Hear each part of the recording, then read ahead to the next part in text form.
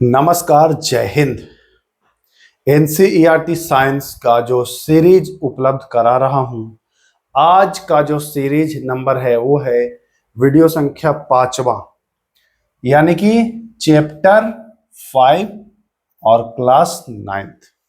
जी हाँ, अभी 4 चैप्टर तक हम पढ़े, जिसमें हम लोगों ने क्या पढ़ा? केमिस्ट्री पढ़ा। केमिस्ट्री 9th क्लास का केमिस्ट्री हमारा कंप्लीट हो चुका है एनसीईआरटी का। अब हम जो पढ़ेंगे वो बायोलॉजी पढ़ेंगे, और यहां से परीक्षा में भर भर के प्रश्न आते हैं मेरे भाई। तो धैर्य बना करके देखिएगा। ये वीडियो हो सकता है कि चैप्टर 5 जो है वो एक वीडियो में ना पूरा हो, तो एक वीडियो इसका और आ जाएगा। ठीक है, एक एक प्रश्न को यहाँ पर समझेंगे और कथन वाले प्रश्न भी करेंगे जो एग्जाम में आपको परेशान करते हैं। एक बार मैं फिर बता दूं कि जो लोग इस चैनल पर नए हैं उनके लिए भाई प्लेलिस्ट बना हुआ है। चैप्टर 1 से शुरू कर दिया हूं, क्लास 9th चैप्टर 1 से शुरू कर दिया हूं। ये 10th क्लास तक कंप्लीट मिलेगा। हाँ, ये भी मैं बता दूं कि ये जो संपूर्ण पढ़ रहे हैं इसका मास्टर पीडीएफ भी अवेलेबल है। कहाँ मिलेगा, कैसे मिलेगा, अभी हम आगे बताएंगे। तो चलिए, पहला प्रश्न आज हम सेल कोशिका का इसमें मिलेगा। जीवन की मौलिक इकाई, चैप्टर का नाम भी यही है, ध्यान दीजिएगा, जीवन की मौलिक इकाई। पहला प्रश्न जो है यानी सवाल संख्या 279, सबसे पहले कोशिका की खोज किसने की थी? कोशिका की खोज सबसे पहले किसने की थी? ठीक है, तो कोशिका की खोज सबसे पहले किया गया था किसके द्वारा? तो ये रॉबर्ट हुक के द्वारा। रॉबर्ट हुक के द्वारा। कोई कमेंट करेगा क्या कि रॉबर्ट हुक ने कोशिका की खोज कब की थी? तो कोशिका की खोज रॉबर्ट हुक ने कब की थी? तो 1665। तो ये भी आपको ध्यान रखना है कि 1665 में रॉबर्ट हुक ने कोशिका की खोज की थी।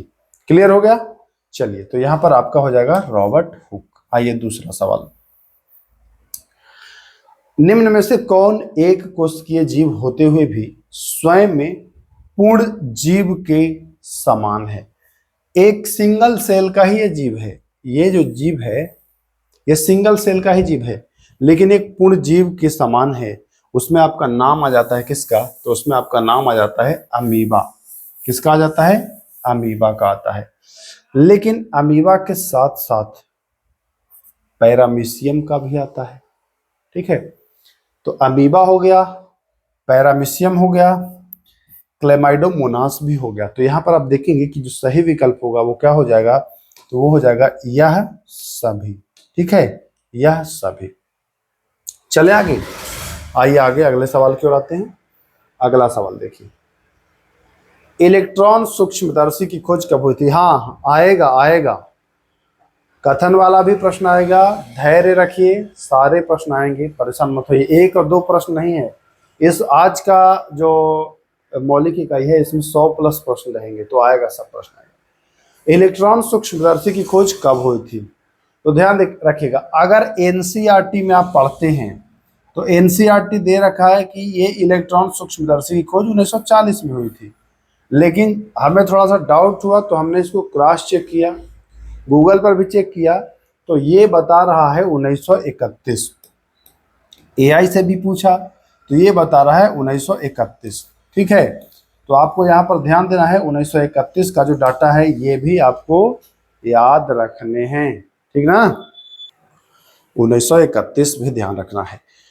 बाकी एनसीईआरटी में देता है 1940, तो हम यहाँ आंसर 1931 को लेंगे। ठीक है, चलिए आ जाइए। ऐसे ऐसे प्रश्न जो परीक्षा में ही आपको दिखाई देगा। हाँ, 282 नंबर, कोशिका की आकृति और आकार किस पर निर्भर करता है? कोशिका की आकृति और आकार बहुत अच्छा सवाल है। एग्जाम में जब पूछेगा तो कुछ बच्चे लगाएंगे कोशिका द्रव, कुछ लगाएंगे कोशिका भित्ति, कुछ न्यूक्लियस लगाएंगे। जो सही आंसर है वो कोशिका के कार्य पर ही उसका आकार निर्भर करता है। ठीक है, अगला सवाल, कोशिका से संबंधित कथनों पर विचार करें। अब आपको विचार वाला प्रश्न आएगा। एक चीज मैं फिर बता दूं कि देखिए, ये जो आप क्लास कर रहे हैं इसका कंप्लीट पीडीएफ अवेलेबल है। इसको हमने प्रिंट भी कराया है। देखिए, अगर निकालेंगे तो कुछ इस प्रकार से 200 पन्ना का एक लगभग आपको तैयार होगा। इसमें वो सारे प्रश्न हैं जो आपको यहाँ पर कराए जा रहे हैं। इसको रखने से आपको ये फायदा होगा कि जैसे मैं कुछ एक्स्ट्रा पॉइंट बताता हूं तो आप वैसे इनको लिखोगे बीच में, ठीक है। तो होगा क्या कि जब आप दूसरी बार रिवीजन करोगे तो आपको वीडियो देखने की आवश्यकता नहीं पड़ेगी, बस इसको पढ़िए, जो जो पॉइंट एक्स्ट्रा है उसको भी पढ़िए और कंप्लीट आपको याद हो जाएगा। अब आपके दिमाग में आ रहा होगा, देखिए मैं हर वीडियो में इसको क्यों बताता हूँ, क्योंकि देखिए ये मैं आप ही लोगों के लिए तैयार किया हूँ, मैं अपने लिए नहीं किया हूँ। तो आप लोगों को कैसे पता चलेगा, जब बताऊंगा। कुछ लोग कहते हैं कि हर वीडियो में तो यही बताते हैं, भाई बताऊंगा नहीं तो आप तक पहुंचेगा कैसे।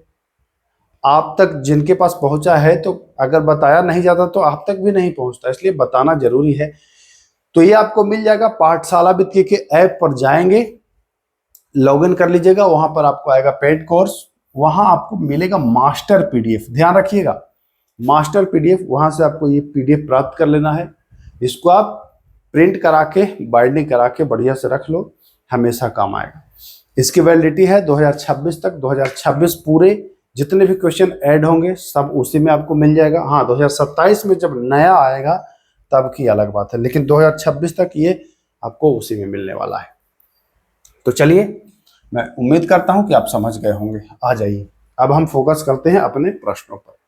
अच्छे से समझना, जब कथन वाले प्रश्न आते हैं ना तो बच्चा हो जाता है परेशान कि अब कैसे होगा। तो परेशान नहीं होना है मेरे भाई, कथन वाले प्रश्न को बड़े ही आसानी से करना है, समझ बूझ के करना है। देखिए, कोशिकाओं की आकृति एवं आकार उसके विशिष्ट कार्यों के अनुरूप होते हैं। हमने क्या बताया, कोशिका की आकृति और आकार किस पर निर्भर करता है, तो उसके कार्य पर। तो यही चीज यहां कह रहा है कि कोशिकाओं की जो आकृति है एवं उसका आकार है उसके विशिष्ट कार्यों के अनुरूप होता है। बिल्कुल सही है। तो कहेंगे कि कथन 1 तो सर सही है। कथन 2 देखते हैं, कुछ कोशिकाएं अपना आकार बदलती रहती हैं। कुछ कोशिकाएं जो है वो अपना आकार बदलती रहती है, बिल्कुल आकार बदलते रहता है। यहां पर आपका हो जाएगा कि दोनों कथन सही है। 283 का क्या हो जाएगा कि दोनों कथन जो है वो सही है, ठीक है। चलिए आगे आए हम 283वें नंबर प्रश्न पर। 283वां ही तो है, 284वें पर हम आते हैं। तो यहां हो जाएगा क्या, आकार बदलती रहती है और उनके कार्यों के अनुरूप होता है। देखिए 284वां प्रश्न क्या कह रहा है। 284वां प्रश्न पर आते हैं हम। कोशिका से संबंधित कथनों पर विचार करें। करते हैं विचार। बहुकोशिकीय जीवों में श्रम विभाजन होता है। बहुकोशिकीय जीव जैसे आदमी क्या है, बहुत सारी कोशिका से बना है ना। हाथ के कोशिका का अलग काम, पेट के कोशिका का अलग काम, आंख में जो सेल है उसका अलग काम। तो इनका श्रम विभाजन है कि नहीं, अलग अलग। कहेंगे हाँ, हर जगह कोशिकाओं का अलग कार्य होता है। तो आप कहेंगे कि बहुकोशिकीय जीवों में श्रम विभाजन होता है, यानी कि कथन जो पहला है वह सही है। ठीक, दूसरा कथन देखते हैं। एक कोशिकीय जीवों में, अच्छा बहुकोशिकीय जीवों में जिसमें बहुत सारी कोशिकाएं हैं उसका तो हम जान गए कि विभाजन होता है। अब जिसमें एक ही कोशिका है, सिंगल सेल है, इसमें श्रम विभाजन नहीं होता है। आपको क्या लग रहा है कि बहुत सारी कोशिका था, सबका काम अलग अलग बट गया है। अब जिसमें एक ही कोशिका, जैसे आपने पढ़ा था अमीबा, पढ़ा था पैरामीशियम, पढ़ा था, ठीक ना। तो एक कोशिकीय जीवों में क्या श्रम विभाजन होगा, हमने तो यहां लिखा है नहीं होता है। बट ध्यान रखिए एक कोशिकीय जीवों में भी श्रम विभाजन होता है। उसमें जो कोशिका द्रव होते हैं ना, वो निर्भर करता है कैसे क्या काम कराना है। तो ये कह रहा नहीं होता है, जबकि रियल में होता है। तो हम देखेंगे कि केवल और कथन एक सही है। अब यहां पर देखिए, इस चीज को आपको नोट कर लेना है। जैसे 284वां प्रश्न में यही हमने लिखा कि एक कोशिका वाले जीवों में कोशिकांग जो है वो श्रम विभाजन में सक्रिय है, कोशिकांग। तो ये चीज आप भी नोट कर लीजिए ताकि जब आप पढ़ें तो आप कंफ्यूजन में ना रहें। बहुत अच्छे से आप इसको मतलब कंप्लीट कर लें, गड़बड़ी ना हो। तो यहां क्या होगा, केवल एक सही है, दूसरा जो है वो सही नहीं है। कोशिका से संबंधित कथनों पर विचार करें। ठीक है, कोशिकांगों के कारण ही कोशिका जो है वो जीवित रहती है। क्या कोशिकांग नहीं रहे तो कोशिका मर जाएंगी? बिल्कुल सही, कोशिकांगों की वजह से ही ये जीवित रहता है। पहला कथन सही है। नए पदार्थों का निर्माण एवं अपशिष्ट का निष्कासन कोशिकांगों के कार्य हैं। बिल्कुल सही। यहां पर आप देखेंगे कि दोनों कथन जो है वो सही हैं। ये इसका कार्य है और ये कोशिकांगों के कारण ही ये जीवित भी रहता है। ठीक है, आ जाइए 286वां प्रश्न। दिए गए कथनों पर विचार करें। कथन 1, सभी कोशिकाओं में समान प्रकार के कोशिकांग होते हैं। सभी प्रकार के कोशिकाओं में समान प्रकार के कोशिकांग होते हैं। बिल्कुल सही है। कोशिकांगों के कारण ही कोशिका अपने सभी कार्य करते हैं। यहां भी आप देखेंगे कि दोनों कथन जो है वो सही हो जाएगा। कथन 1 भी सही हो जाएगा और कथन 2 भी सही हो जाएगा। सभी कोशिकाओं में समान प्रकार के कोशिकांग होते हैं और कोशिकांगों के कारण ही कोशिका अपने सभी कार्य कर पाता है। दोनों कथन यहां भी सही हो गए। चलिए, विचार करना है। बहुत अच्छा सवाल है, ऐसे प्रश्न आते हैं एग्जाम में। निम्न कथनों पर विचार करिए। प्लाज्मा झिल्ली कोशिका की सबसे भीतरी परत होती है। अगर आप पढ़ोगे प्लाज्मा झिल्ली के बारे में तो मिलेगा आपको कि प्लाज्मा झिल्ली कोशिका की कौन सी परत है, बाहरी या भीतरी। यहां दे रखा है भीतरी। दूसरा कथन है कोशिका झिल्ली को चयनात्मक पारेगम झिल्ली भी कहते हैं। तो देखिएगा, कोशिका झिल्ली को चयनात्मक पारेगम झिल्ली भी कहते हैं, सिलेक्टिव प्रीमेम्ब्रेन। ठीक है, बट ये भीतरी नहीं, ये बाहरी है झिल्ली। कोशिका झिल्ली ये सबसे बाहरी झिल्ली है, यहां भीतरी दे रखा है। तो कहेंगे कि कथन पहला तो गलत है, यानी कि केवल 2 सही है। ठीक है, समझिएगा पॉइंट को। 287 का क्या हो जाएगा कि केवल 2 कथन सही है। आगे चलते हैं। कोशिका के अंदर CO2 का निष्कासन किस प्रक्रिया के द्वारा होता है? कोशिका के अंदर CO2 का निष्कासन जो होता है वह किस प्रक्रिया के द्वारा होता है? तो वह होता है आपका विसरण विधि से। विसरण विधि से कोशिका के अंदर CO2 जब पूछे तब आप बताएंगे कि विसरण। CO2 जब पूछे तब आप बताएंगे विसरण। ठीक है, वहीं अगर जल पूछेगा, देखिए जल का निष्कासन, CO2 का तो विसरण हो जाएगा, लेकिन अगर जल का पूछेगा तो जल का क्या हो जाएगा? ऑस्मोसिस, यानी कि परासरण हो जाएगा। ठीक है, जल का क्या हो जाएगा? परासरण हो जाएगा। जबकि CO2 ये कंफ्यूजन क्रिएट करता है। देखिए, मैं फिर इस पर आपको ध्यान आकर्षित करना चाहूंगा आपका, ये दोनों कंफ्यूजन क्रिएट कराएगा आपको। CO2 निकलेगा तब बताएंगे कि भैया विसरण, और जल निकलेगा तो बताएंगे आप परासरण। अब एक मैं आपको बता देता हूं कैसे याद करना है। जल, आप लोग अगर शहर में रहते होंगे तो जल मिलता है RO वाटर। RO वाटर मिलता है ना, RO का पानी जानते होंगे। ये रिवर्स ऑस्मोसिस, ये ऑस्मोसिस जब आपको लगे तब आपको ध्यान में आ जाए कि अच्छा ऑस्मोसिस है जल। RO का फुल फॉर्म यही होता है ना, रिवर्स ऑस्मोसिस। ऑस्मोसिस, हाँ, तो ये ऑस्मोसिस जैसे ही आए तो आप कहिए कि अच्छा ये तो पानी वाला मामला है, यानी कि जल का निष्कासन जो होगा वो रिवर्स, ये रिवर्स नहीं ऑस्मोसिस। बस ये RO तो याद करने के लिए बता दिया। क्लियर है? चलिए आइए, यदि किसी कोशिका को ऐसे विलयन में रखा जाए जिसमें जल की सांद्रता कोशिका के बराबर हो, जल की सांद्रता कोशिका के बराबर हो, है ना, किसी ऐसे विलयन में कोई चीज रखो जिसमें ना तो पानी अंदर जाए ना तो पानी बाहर जाए। जैसे आप एक गिलास पानी रखिए, ठीक है, इतना पानी रखिए, इसमें हल्का नमक और चीनी डालिए। अब इसमें आप किशमिश को डाल दीजिए तो क्या हो जाएगा? किशमिश फूल जाएगा, यानी बाहर का पानी अंदर प्रवेश कर गया। ठीक है, लेकिन ऐसा विलयन जिसमें ना बाहर जाए ना अंदर जाए, जैसा किशमिश डालेंगे वैसा ही किशमिश रहे।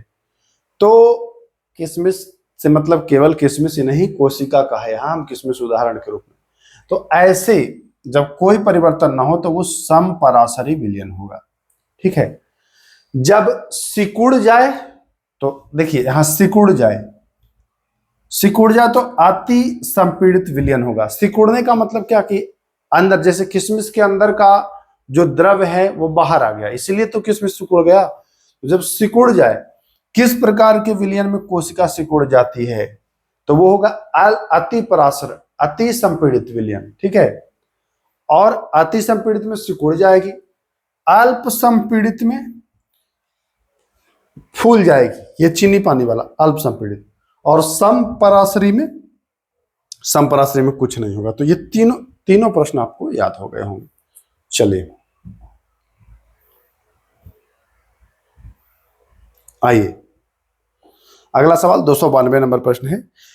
कह रहा एक कोशिकीय यूग्लिना जैसे जलीय जीव जल ग्रहण कैसे करते हैं। जल ग्रहण कैसे करते हैं, तो ये जल ग्रहण करेंगे परासरण के द्वारा। जल ग्रहण कैसे करेंगे, परासरण के द्वारा करेंगे, ध्यान रखिएगा, ठीक है। मैं आपको पहले ही बता चुका ना जल वाला, कि जब जल आएगा तो ऑस्मोसिस वाला करिएगा, बताया तो था, अभी तो बताया था ये वाला, ठीक है, ये बताया था परासरण, तो यहां भी ध्यान रखिएगा।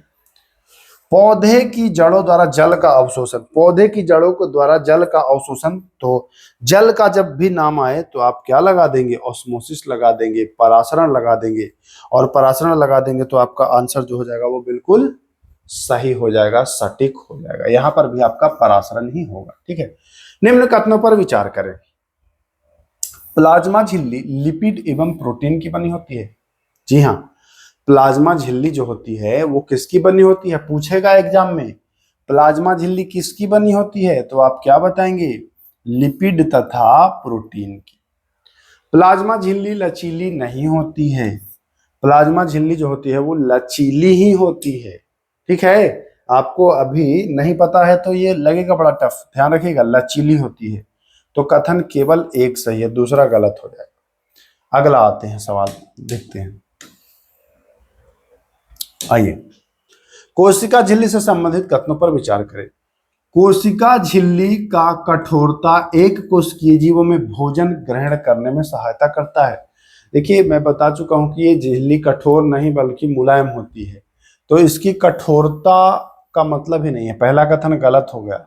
कठोरता नहीं बल्कि इसका लचीलापन भोजन ग्रहण करने में सहायता करता है, ठीक, पहला कथन गलत है। कोशिका झिल्ली की भोजन ग्रहण करने की प्रक्रिया को एंडोसाइटोसिस कहते हैं, बिल्कुल सही। अब एग्जाम में आपसे ऐसे पूछेगा कि एंडोसाइटोसिस क्या है, तो आप बताएंगे कोशिका झिल्ली की भोजन ग्रहण करने की प्रक्रिया। या परीक्षा में ऐसे पूछ सकता है कि कोशिका झिल्ली की भोजन ग्रहण करने की प्रक्रिया क्या कहलाती है ना, तो आप क्या बताएंगे, एंडोसाइटोसिस। तो आप कहेंगे कि कथन केवल और केवल जो है वो दूसरा सही है, ठीक है। समझ में आ रहा है कि नहीं, ये भी कमेंट करिएगा। आइए विचार करते हैं। पादप कोशिका में प्लाज्मा झिल्ली के अतिरिक्त कोशिका भित्ति होती है। पेड़ आपने देखा है ना, पेड़ अगर आपने देखा है तो आप देखते हैं कि पेड़ के बाहर ये लेयर रहता है छालों पर, ठीक है, ये कोशिका भित्ति होता है, इसको सेल वाल कहते हैं, सेल वाल कहते हैं। तो वही कह रहा है कि पादप कोशिका में यानी कि प्लांट सेल में प्लाज्मा झिल्ली के अतिरिक्त एक सेल वाल यानी कोशिका भित्ति भी होती है, जो कि बिल्कुल सही कहा जा रहा है। कथन हम दूसरे पर आते हैं, तो दूसरा कथन कह रहा है पादप में जो कोशिका भित्ति होती है वह मुख्यतः पेप्टाइडोग्लाइकोन की बनी होती है। पेप्टाइडोग्लाइकोन, देखिए मैंने आपको पहले भी बताया है कि पादप की कोशिका भित्ति सेलुलोज की बनी होती है। किसकी बनी होती है, एग्जाम में पूछता है कि पादप की कोशिका भित्ति किसकी बनी होती है, तो आप बताते हैं सेलुलोज की, ठीक है, सेलुलोज की। जबकि यहाँ क्या कह रहा है, पेप्टाइडोग्लाइकेन। अब आप जान लीजिए पेप्टाइडोग्लाइकेन जो है ना, ये जीवाणु की कोशिका भित्ति होती है, ठीक है, जीवाणु की। तो ये दूसरा कथन आप देखेंगे कि गलत हो जाएगा, आपका कथन केवल और केवल एक सही। मैं बार बार कह रहा हूं दोस्तों, बार बार कह रहा हूं दोस्तों। अच्छा तीसरा कथन भी है, ध्यान रखिए, तभी तो मैं खोज रहा हूं कि कैसे गड़बड़ा गया। तो आप देखेंगे कि दूसरा कथन जो है वो गलत है, ठीक है। तो दूसरा गलत है तो 2 वाला काट दीजिए, तब भी आपका आंसर हो जाएगा, ठीक है, तभी आप निकाल लेंगे। तीसरा कथन अगर आपको नहीं भी पता है तो एग्जाम में तो आप निकाल लेंगे, खेला हो जाएगा इतना में। होगा कि नहीं होगा? बिल्कुल होगा, लेकिन हमको जानना जरूरी है तीनों। आइए, सेलुलोज पौधों को संरचनात्मक दृढ़ता देता है। बिल्कुल, सेलुलोज भाई इसी का तो बना होता है, और ये पादप में पेड़ों को दृढ़ता देने में मदद करता है कि नहीं करता है? बिल्कुल करता है। तो हो जाएगा सही आंसर केवल 1 और 3, 2 वाला गलत हो जाएगा। चलिए, पादप कोशिका में जल की हानि के बाद जीव द्रव्य के संकुचन की घटना को क्या कहते हैं? प्लाज्मोलाइसिस। नाम सुना है? प्लाज्मोलाइसिस यही है कि पादप कोशिका मतलब आप जान लीजिए, पादप कोशिका, पादप मतलब पेड़, कोशिका मतलब सेल, तो प्लांट सेल ऐसे जान लीजिए, बताना क्या है। पादप कोशिका में जल की हानि के बाद जीवद्रव्य के संकुचन को क्या कहते हैं? तो ये कहते हैं आपको प्लाज्मोलाइसिस। ठीक है, कोशिका से संबंधित कथनों पर विचार करें। ठीक, ध्यान रखिएगा, विचार करना पड़ेगा। अब तो आपके ऑप्शन हिंदी और अंग्रेजी में रखे जा रहे हैं ना, अब तो कोई दिक्कत नहीं होगी। अब इसमें अंग्रेजी ऑप्शन की क्या आवश्यकता है? केवल एक सही दो सही, ये तो जान ही जाएगा, ये तो कोई भी जान जाएगा। परासरण, प्रसारण नहीं है, परासरण हो जाएगा ये भाई। परासरण द्वारा जल का अवशोषण केवल जीवित कोशिका में होता है। हाँ, ये बात तो सत्य है, केवल जीवित कोशिका में ही ऐसा होता है। ठीक है, केवल किस में होता है? केवल जीवित कोशिका में ही होता है, जीवित कोशिका में ही होता है। ठीक ना? मृत कोशिका में भी परासरण नहीं, मृत कोशिका में नहीं होता है, केवल जीवित में होता है। ठीक, चलिए, केंद्रक झिल्ली से संबंधित कथनों पर विचार करें। केंद्रक झिल्ली की बात की जा रही है। केंद्रक झिल्ली को मैं बता दूं कि ये लेयर वाली झिल्ली होगी। ठीक है, पहले याद रखिएगा। केंद्रक के चारों ओर एक हरी परत जिसे केंद्रक झिल्ली कहते हैं। देखिए, एग्जाम में इतना बारीकी से पूछता है ना प्रश्न कि बच्चा आखिर करे भी तो क्या करे, कहाँ पढ़े भाई? ठीक है ना, कहाँ पढ़े, किस तरीके का पढ़े? तो केंद्रक झिल्ली आपको पता है कि झिल्ली तो होती है, बट एक हरी परत होती है कि दोहरी परत होती है ना? तो ध्यान रखिए, केंद्रक झिल्ली दोहरी परत होती है, डबल लेयर की। ठीक, तो केंद्रक झिल्ली के चारों ओर दोहरी परत होती है जिसे केंद्रक झिल्ली कहते हैं। पहला कथन गलत हो जाएगा। केंद्रक झिल्ली में छोटे छोटे छिद्र होते हैं जिनसे पदार्थों का आवागमन होता है। आप देखेंगे केवल और केवल जो है कथन, वह दूसरा कथन सही है। केवल और केवल 2 कथन सही है। दोहरी परत झिल्ली होती है, मैं बार बार कह रहा हूं, दोहरी परत झिल्ली होती है केंद्रक के चारों ओर। ये प्रश्न पूछता है, दे देगा 4 गो ऑप्शन कि इनमें से कौन दोहरी झिल्ली से घिरा हुआ है, तब आप याद रखिएगा केंद्रक झिल्ली। आगे हम पढ़ेंगे तो सब आपको क्लियर करा देंगे। तो कथन केवल और केवल 2 सही। चलिए, 300वां प्रश्न, क्रोमोसोम से संबंधित कथनों पर विचार करना है। आइए, क्रोमोसोम में अनुवांशिक गुण होते हैं जो आरएनए के रूप में अगली पीढ़ी में जाते हैं। क्रोमोसोम में अनुवांशिक गुण होते हैं, ये तो लग ही रहा होगा। देखिए, कभी भी जब कथन वाले प्रश्न आए ना तो उसको पूरा पढ़ा करिए। अगर पूरा नहीं पढ़ेंगे तो मामला हो जाएगा गड़बड़। अब कैसे गड़बड़ होगा? आप सब जानते हैं कि क्रोमोसोम में अनुवांशिक गुण होते हैं, लेकिन वो डीएनए के रूप में जाते हैं, ना कि आरएनए के रूप में। तो यहां पर कटेगा, गलत हो जाएगा। आधा ही सही है, ये पूरा सही नहीं है, तो ऐसे अधूरा आपको चौपट कर देगा। क्रोमोसोम जो होते हैं डीएनए और प्रोटीन का बना होता है, तो केवल 2 सही हो जाएगा। कोशिका के निर्माण एवं संगठन से संबंधित सभी आवश्यक सूचनाएं कहाँ जो होती हैं वो निर्मित। तो सूचना की जब बात आती है तो सूचना आरएनए में होता है, आपको पता ही होगा। सॉरी, डीएनए में होता है। आरएनए तो गलत ही काट रहा हूं ना, आरएनए में कहा, डीएनए में ना। चलिए, डीएनए की क्रियात्मक इकाई को जीन कहते हैं। डीएनए की क्रियात्मक इकाई को क्या कहते हैं? जीन कहते हैं। ठीक है, तो जीन हो जाएगा, जीन। चलिए, जिस कोशिका में विभाजन नहीं हो रहा होता है उसमें डीएनए जो होगा वो किस रूप में होगा? जहां कोशिका विभाजन नहीं हो रहा है तो डीएनए जो होगा वो होगा क्रोमैटिन के रूप में। किसके रूप में? तो वहां होगा क्रोमैटिन के रूप में। ठीक है, आइए निम्न कथनों पर विचार करें। कोशिका विभाजन के समय क्रोमैटिन, कोशिका विभाजन जब हो रहा है उस समय क्रोमैटिन क्रोमोसोम में संगठित हो जाता है। बिल्कुल सही है, क्रोमोसोम में संगठित हो जाता है।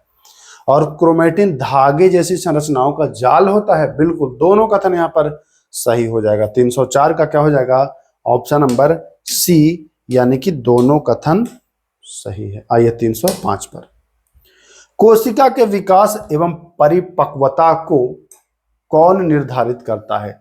कोशिका के विकास एवं परिपक्वता को कौन निर्धारित करता है? तो ये निर्धारित कौन करेगा भैया? तो ये निर्धारित करेगा आपका कौन? क्रोमेटिन ही करेगा। ये बहुत मोस्ट इंपोर्टेंट सवाल है। कोशिका के विकास एवं परिपक्वता को निर्धारित करता है क्रोमेटिन। ध्यान रखिए, कौन करता है? तो क्रोमेटिन करता है। ठीक है। कोशिका की रासायनिक क्रिया को कौन कंट्रोल करता है? देखिए, परिपक्वता का निर्धारण करने वाला क्रोमेटिन था, लेकिन रासायनिक क्रियाओं को अगर कंट्रोल करता है, ये सजीव कोशिका में, लिख लीजिए, सजीव कोशिका में, सजीव कोशिका में, ठीक ना, सजीव कोशिका, एक मिनट भाई, सजीव कोशिका, कौन सी कोशिका? सजीव होगी। सजीव में तो ये न्यूक्लियस यानी कि केंद्रक इसको कंट्रोल करता है। मोस्ट इंपोर्टेंट सवाल है ये सब सवाल जब एग्जाम में आएगा तो जो नहीं पढ़े रहेगा ना, जो रटुआ है, जो कुछ लोग बता के गए हैं कि ये वाला किताब पढ़ लो, ठीक ना, तो अब ये किताब से काम नहीं होगा। अब आपको गहराई में घुसना पड़ेगा। फिर मैं एक बार बता रहा हूं कि जिनको अगर ये पीडीएफ चाहिए पाठशाला विद के ऐप से, इस पीडीएफ को आप प्राप्त कर सकते हैं। ये देख लीजिए, 2200 प्लस प्रश्न हैं, उसी का आपको यहाँ पर हम रिवीजन भी करा रहे हैं। रिवीजन का मतलब कि इसका सॉल्यूशन करा रहे हैं। बहुत लोगों ने कमेंट किया था कि भैया कथन निष्कर्ष वाले प्रश्न है तो, लेकिन इसमें जो डाउट होंगे वो कैसे पता चलेगा? तो उसी के लिए यूट्यूब पर एकदम निःशुल्क आपको ये उपलब्ध करा दिया हूं। ठीक है, चलिए, निम्न कथन कारण पर विचार करिए। करता हूं विचार।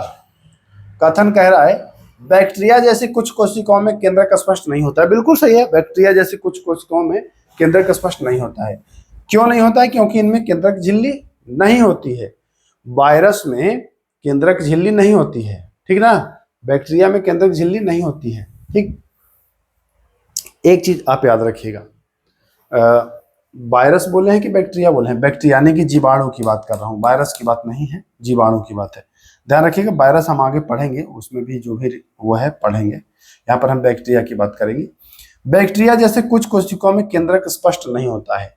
क्यों नहीं होता है? क्योंकि इनमें केंद्रक झिल्ली नहीं होती है। दोनों कथन यहाँ पर सही हो जाएगा। कथन व कारण सही है और व्याख्या भी सही है। ठीक है, आइए प्रोकैरियोटिक कोशिका से संबंधित कथनों पर विचार करें। ये सवाल तो आया भी है भैया बिहार दरोगा में। ठीक है, प्रोकैरियोटिक, प्रो मतलब केंद्रक से पहले, केंद्रक से पूर्व, यानी प्रोकैरियोटिक कोशिका में जो है वह केंद्रक झिल्ली नहीं होगी। केंद्रक से पहले की ही घटना है, केंद्रक झिल्ली नहीं होती है। बिल्कुल सही कथन है पहला। दूसरा, इनमें अस्पष्ट केंद्रक क्षेत्र होता है जिसे केंद्रकाभ या केंद्रकाय कहते हैं। दोनों कथन यहां पर सही है कि प्रोकैरियोटिक कोशिका में केंद्रक झिल्ली नहीं होती है और स्पष्ट केंद्रक क्षेत्र होता है जिसे केंद्रकाभ केंद्रकाय कहा जाता है। दोनों कथन आपका यहां पर सही हो जाएगा, सी विकल्प। चलिए आइए अगला सवाल आते हैं। बैक्टीरिया जैसी कोशिकाओं में स्पष्ट केंद्रक नहीं होता है। फिर मैं बता रहा हूं, ऐसे क्षेत्र में केवल क्रोमेटिन पदार्थ पाए जाते हैं। नाभिकीय द्रव मत लगा दीजिएगा, क्रोमेटिन मटेरियल पाया जाता है। प्रकाश संश्लेषी बैक्टीरिया यानी साइनोबैक्टीरिया, जिसको नील हरित शैवाल भी कहते हैं, में क्लोरोफिल किस में पाया जाता है? तो ये झिल्लीदार पुट्टिकाओं में पाया जाता है। किस में पाया जाता है? प्रकाश संश्लेषी या नील हरित शैवालों में जो क्लोरोफिल होता है वह कहां पाया जाता है? तो वह पाया जाता है झिल्लीदार पुट्टिकाओं में। ठीक है, चलिए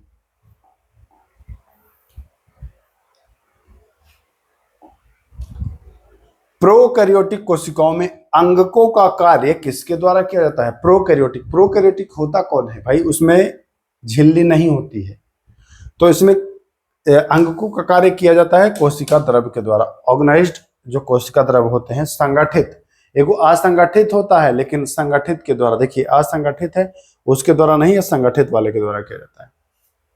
कोशिका द्रव कहाँ स्थित होता है? तो कोशिका द्रव अंदर होगा ना, प्लाज्मा झिल्ली के अंदर होगा। कोशिका द्रव कहाँ होगा? प्लाज्मा झिल्ली के अंदर होगा, तो ध्यान रखिएगा प्लाज्मा झिल्ली के अंदर। आइए निम्न कथनों पर विचार करें। प्रोकैरियोटिक कोशिका में केंद्रक झिल्ली व झिल्ली युक्त अंगक होते हैं। मैं बता चुका हूं कि प्रोकैरियोटिक कोशिका में केंद्रक झिल्ली नहीं होती है, केंद्रक झिल्ली नहीं होती है, बता चुका हूं ना, तो फिर यहां कैसे होगा? यूकैरियोटिक कोशिका में केंद्रक झिल्ली व अंगक होते हैं, केवल दूसरा सही होगा। प्रो वाला में नहीं होगा, यू वाला में आपका हो जाएगा। तो केवल और केवल कथन दो सही हैं। प्रोकैरियोटिक कोशिका में सामान्यतः कितने क्रोमोसोम होते हैं? तो प्रोकैरियोटिक कोशिका में सामान्यतः एक, कितने? एक, ध्यान रखिएगा। चलिए, यूकैरियोटिक कोशिकाओं को प्रोकैरियोटिक कोशिकाओं से अलग करने वाला प्रमुख गुण क्या है? प्रोकैरियोटिक कोशिका को यूकैरियोटिक कोशिका से अलग करने वाला जो प्रमुख गुण है वो है झिल्ली युक्त अंगक। मैं बता चुका हूं, 2-3 बार बोल चुका कि प्रो में झिल्ली नहीं, केंद्रक झिल्ली नहीं होगी। प्रो मतलब झिल्ली से वो पहले, ठीक है, और यूकैरियोटिक में झिल्ली के मतलब झिल्ली होगा उसमें। तो ये कौन सा अलग करता है? तो ये झिल्ली वाला अंगक करता है। चलिए, अंतर्द्रव्य जलिका, एंडोप्लाज्मिक रेटिकुलम यानी ईआर, इसी को कहते हैं ना ER, ER endoplasmic reticulum. ER के स्वरूप से संबंधित कथनों पर विचार करें। अंतर्द्रव्य जलिका झिल्ली युक्त नलिकाओं तथा पुट्टिकाओं का एक बड़ा तंत्र है, बिल्कुल सही है। यह लंबी, गोल अथवा आयताकार पुट्टिकाओं की तरफ दिखाई देता है, दोनों कथन यहां पर सही है। ये झिल्ली युक्त नलिकाओं और पुट्टिकाओं का एक बड़ा जो है वो तंत्र है, और यह कैसा? लंबा, गोल और आयताकार पुट्टिकाओं की तरह दिखाई भी देता है। तो हम कहेंगे कि दोनों कथन यहाँ सही है। चलिए, अंतर्द्रव्य जलिका की रचना किसके समान होती है? अंतर्द्रव्य जलिका होती है, इसकी रचना प्लाज्मा झिल्ली के समान। किसके समान होती है? प्लाज्मा झिल्ली के समान। तो ध्यान रखिएगा। मैं फिर एक बार आपको बता दूं कि जिस लेवल के प्रश्न पूछे जाते हैं एग्जाम में, अगर आप एनसीईआरटी का अध्ययन नहीं करते हो तो ये मान के चलो कि आप टॉप कर जाओगे पीछे से। सही मैं बता रहा हूं, जो लेवल का पूछा जा रहा है ना, अगर उस लेवल का नहीं पढ़ोगे मेरे भाई तो आप टॉप कर जाओगे पीछे से। मैंने क्या बताया? अंतर्द्रव्य जलिका की जो रचना होती है, स्ट्रक्चर जो होगा वह कैसा होगा? तो वह होगा प्लाज्मा झिल्ली के प्लाज्मा झिल्ली के समान, ठीक है। आइए, इनमें से किस अंतर्द्रव्य जलिका पर राइबोसोम लगा होगा? देखिए, एंडोप्लाज्मिक रेटिकुलम की बात कर रहा है, ठीक है। किस ईआर पर? ईआर का फुल फॉर्म भी पूछता है। आप ये बताइए, दो प्रकार का ईआर है, एक ये है और एक ये है, ठीक है। ध्यान से समझिएगा, दो प्रकार का है। एक पर आपको राइबोसोम लगा दे रहा हूं मैं, ठीक है। एक पर क्या लगा दिया? राइबोसोम। अब ये बता दीजिए आप खुद ही देख करके कि इसमें से कौन चिकनी ईआर है और कौन खुरदरी है। अब आप कहेंगे कि ये तो सिंपल है, इस पर लग गया है, खुरदरा लग ही रहा है। तो जब राइबोसोम लगा हो तो वो खुरदरी हो जाएगा, यानी कि RER, रफ इंडोप्लाज्मिक रेटिकुलम, ठीक है। ACR होता है स्मूथ इंडोप्लाज्मिक रेटिकुलम। तो स्मूथ रहेगा यानी कि चिकना है, तो कुछ नहीं लगा है। खुरदरा है यानी कि इस पर लगा है। ये प्रश्न बहुत बारीकी से एग्जाम में पूछ देता है ना, तो बच्चे चित्त हो जाते हैं भाई, नहीं कर पाते हैं। पूछ देगा कि किस अंतर्द्रव्य जालिका यानी कि किस एंडोप्लाज्मिक रेटिकुलम पर जो है वो राइबोसोम लगा होगा, तो अब बच्चा कहेगा अरे बाप रे बाप क्या पूछ दिया। देखो मैं सही बता रहा हूं, नहीं पढ़ोगे अगर डीप में ना तो गड़बड़ होगा। और मैं ये भी देख रहा हूं कि मार्केट में, कोचिंग के ये मार्केट में, बाजार में, मैं बाजार हमेशा कहता हूं, क्यों कहता हूं? देख ही रहे हो यहाँ पर कैसे खरीद फरोख्त होता है, तो बाजार ही कह देता हूं मैं। एनसीईआरटी के नाम पर कुछ भी परोस देते हैं, क्योंकि एनसीईआरटी से सबको डर लगता है, पढ़ते नहीं है। और कुछ भी मिल जाता है उसको लोग लेके निपट जाते हैं और एग्जाम में फिर हाथ मलते हैं कि आया नहीं आया नहीं। क्या आएगा, नकली एनसीईआरटी पढ़ोगे तो क्या आएगा भाई, पढ़ो ना ओरिजिनल। अभी कमेंट करिएगा सारे बच्चे, क्या आप लोग ऐसे क्वेश्चंस किए थे कभी, ईमानदारी से कमेंट करिएगा। कुछ बच्चे होंगे जो एनसीईआरटी पढ़े होंगे, उन्होंने किया होगा, लेकिन मैक्सिमम मैं कह रहा हूं कि नहीं किया होगा आप लोगों ने ऐसे क्वेश्चन, संभव नहीं है बिना एनसीईआरटी पढ़े। तो यहां हो जाएगा खुरदरी। झिल्ली जीवात जनन क्या है, तो नई झिल्ली का निर्माण है, झिल्ली जीवात जनन कहलाता है। आइए अगला, विभिन्न कोशिकाओं में अंतर्द्रव्य जलिका जो है अलग अलग कोशिकाओं में अलग अलग ही दिखाई देगा, सिंपल सा बात है। नीचे दिए गए कथनों पर विचार करें। गोल्जी उपकरण झिल्ली रहित पुटिका है। क्या गोल्जी बॉडी में झिल्ली नहीं होती है? ध्यान रखिएगा, गोल्जी बॉडी में झिल्ली होती है, कुंडिका के नाम से जानी जाती है। ये ध्यान रखिएगा, गोल्जी उपकरण में झिल्ली होती है भाई, कंडिका कहा जाता है इसको, 321 का। ठीक, अगला, अंतर्द्रव्य जलिका में संश्लेषित पदार्थ गोल्जी उपकरण में पैक किए जाते हैं। गोल्जी बॉडी में पैक तो होता है, और लेकिन यहां कह रहा है, यहां क्या कह रहा है कि झिल्ली नहीं होता है, यही कह रहा है ना, झिल्ली रहित है, मतलब झिल्ली नहीं है, सहित नहीं कह रहा है, रहित कह रहा है। तो हम कहेंगे कि कथन 1 जो है वो गलत है, लेकिन कथन 2 जो है वो क्या है, तो कथन 2 जो है वो सही है। तो यहां पर आ जाइए 2 सही। गोल्जी बॉडी से संबंधित कथनों पर विचार करें।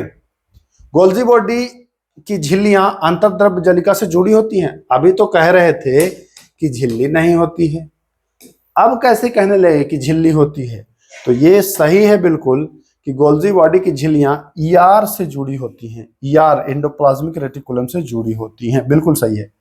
गोल्जी बॉडी द्वारा लाइसोसोम का निर्माण भी किया जाता है, दोनों सही है। पूछ सकता है कि लाइसोसोम का निर्माण इनमें से किसके द्वारा किया जा सकता है, तो बताएंगे गोल्जी बॉडी यानी गोल्जी उपकरण। गोल्जी बॉडी के खोजकर्ता कैमिलो गाल्जी, इटली के वैज्ञानिक, ध्यान रखिएगा, ये भी याद रखिएगा। लाइसोसोम से संबंधित कथनों पर विचार करना है, कर लेता हूं विचार लाइसोसोम से संबंधित कथनों पर। लाइसोसोम बाहरी पदार्थ व टूटे फूटे कोशिकांगों को पचाता है। लाइसोसोम को आत्महत्या की थैली भी कहते हैं, आप लोगों को पता है, डी डुबे ने खोजा है, और ये टूटे फूटे कोशिकांगों को पचाता है, बिल्कुल सही कथन है। जिसमें बैक्टीरिया जैसे बाहरी पदार्थ भी लाइसोसोम में चले जाते हैं और इनका वो पचाता है। बहुत मतलब तगड़ा इसमें एंजाइम होता है, बहुत तगड़ा एंजाइम होता है।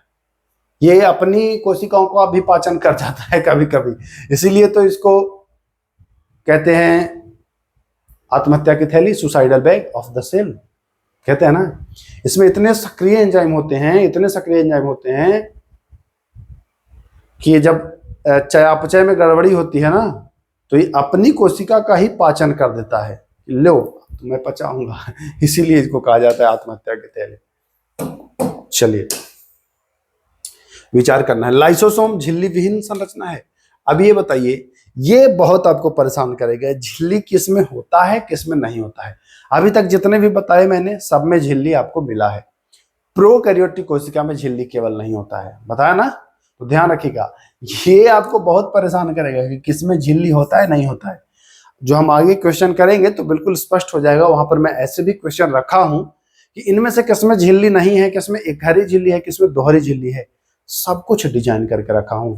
बस बने रहिए, मेरे साथ भरोसा रखिएगा। आइए 324वां प्रश्न देखिए क्या कह रहा है। हाँ, लाइसोसोम झिल्ली विहीन संरचना है। नहीं भाई, लाइसोसोम में झिल्ली होती है, झिल्ली होती है इसमें, ठीक है। दूसरा, लाइसोसोम के पाचक के एंजाइम खुरदरी अंतर्द्रव्य जलिका द्वारा बनाए जाते हैं। हाँ, जिस पर राइबोसोम लगा होता है ना, जिस पर राइबोसोम लगा होता है, इसी के द्वारा लाइसोसोम के पाचक एंजाइम जो है वो बनाए जाते हैं। तो कहेंगे कि कथन दूसरा सही है, पहला गलत है। आइए, ब्लैक रिएक्शन विधि किस वैज्ञानिक ने दी थी? तो ब्लैक रिएक्शन विधि कैमिलो गाल्जी, जिसने गोल्जी बॉडी उपकरण या गोल्जी उपकरण की खोज किया था, कैमिलो गाल्जी। कैमिलो गाल्जी को नोबेल कब मिला था भाई? तो नोबेल मिला था वर्ष 1906 में मिला था ना, वर्ष 1906 में मिला था। कोशिका की ऊर्जा किसे कहा जाता है? कोशिका का ऊर्जा, आ जाइए, तो कोशिका का ऊर्जा आप जानते ही हैं कि एटीपी, यानी एडिनोसिन ट्राइफॉस्फेट पूछ देता है इसका फुल फॉर्म एटीपी का। तो कोशिका का ऊर्जा किसे कहा जाता है? तो भैया एटीपी, एटीपी को, किसको? एटीपी को। ठीक है, अब आगे, ठीक है, अब आगे हम अगले वीडियो में देखेंगे, ठीक ना। 327 क्वेश्चन तक हम देख चुके हैं, लिख लीजिएगा। 327 तक आपका कंप्लीट हो चुका है। नेक्स्ट जो रहेगा वो 328 से लेकर के 380 के आसपास रहेगा, क्योंकि प्रश्न अभी भी बहुत ज्यादा हैं, तो एक ही वीडियो में ज्यादा हो जाएगा, ठीक ना। तो एक वीडियो इसका और आएगा चैप्टर 5 का, मौलिक इकाई वाला, ठीक ना। एक कमेंट करिएगा प्यारा सा, कैसा लगा आज का ये वीडियो, कमेंट अवश्य करिएगा। आपके कमेंट्स मुझे ऊर्जा मिलता है, आपके कमेंट से मुझे मोटिवेशन प्राप्त होता है आपके कमेंट से। तो जरूर कमेंट करिएगा। अगर वीडियो अच्छा लगे तो अपने दोस्तों के बीच शेयर भी चाहे तो कर सकते हैं। बाकी एक बार फिर जाते जाते मैं बता दूं कि अगर आपको ये पीडीएफ चाहिए तो पाठशाला वित्तीय के ऐप से इसको ले करके और प्रिंट करा करके इसको बाकायदे रखिए, अच्छे से पढ़िए, इस पर नोट भी जो बताता हूँ करते जाइए, रिवीजन करने के लिए आपको बढ़िया होगा। तो चलिए फिर मिलते हैं, तब तक के लिए नमस्कार, जय हिंद।